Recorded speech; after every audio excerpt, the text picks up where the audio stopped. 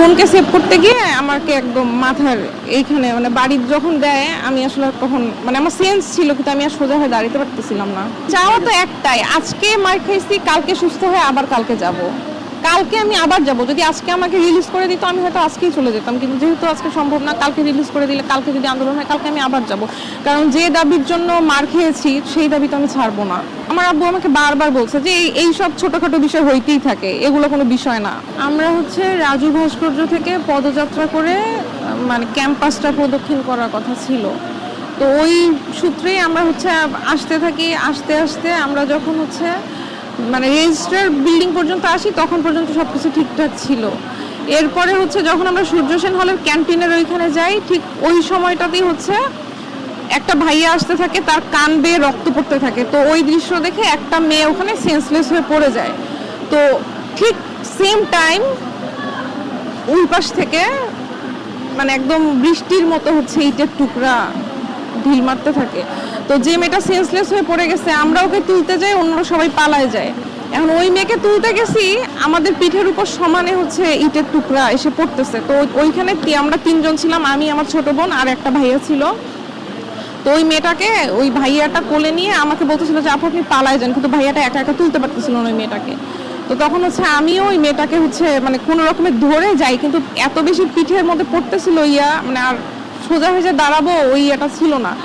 পরে ওই ভাইয়াটা মেয়েটাকে নিয়ে আগায় যে আমি এক জায়গায় বসে পড়ি, যে আমার পক্ষে মানে হাঁটা সম্ভবই হচ্ছে না।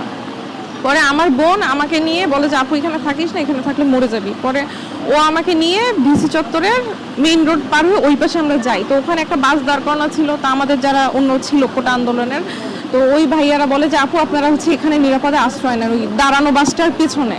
সময় আমার বোন চিৎকার করতে থাকে যে আপু আমাকে মেরে ফেললো, আমাকে বাঁচা।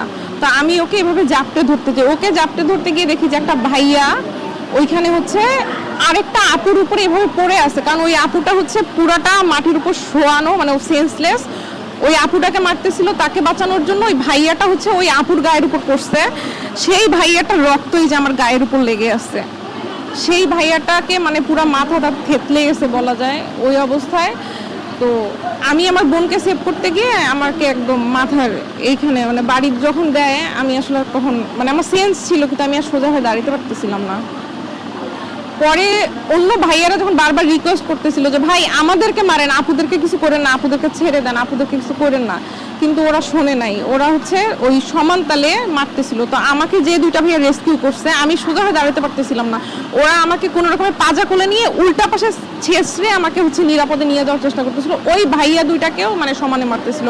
আপনি ভিডিও দেখলে দেখবেন যে ওইখানে ওই ভাইয়াগুলো কাঁদতেছিল রীতিমতো যে আপুকে কিছু করেন না। ওই ভাইয়াগুলাকে মানে এমনভাবে মারছে তো ওরা হাঁটতে পারতেছিল না, কিন্তু কোনো রকমে আমাকে টেনে যখন নিয়ে গেছে, তো ঢাকা ভার্সিটি ক্লাবের ওখানে নিয়ে যাওয়ার পরে অনেক রিকোয়েস্ট করে ওদের গেট খোলাইছে। ওরা গেট লক করা ছিল, গেট খোলানোর পরে ওখানে আমাকে ঢোকাইছে। তো তখন আমার খুব শ্বাসকষ্ট হচ্ছিল, আমি মানে আমার সেন্সও ছিল না। তো ওই মুহূর্তে দেখলাম যে ওই ভাইয়া দুইটা হাঁটু ভেঙে বসে পড়ছে, মানে ওনাদেরও দাঁড়ানোর কোনো অবস্থা নেই।